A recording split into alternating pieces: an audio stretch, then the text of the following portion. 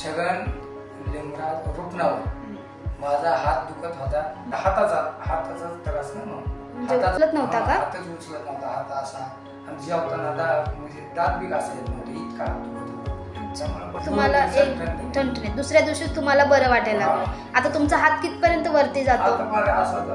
दात घासायला वगैरे सगळं जातं, जेवण वगैरे सुद्धा व्यवस्थित हात करू शकतो. म्हणजे तुम्हाला ऑपरेशन झाल्यापासून हाताला चांगला फरक पडलेला आहे. ऑपरेशन झाल्यापासून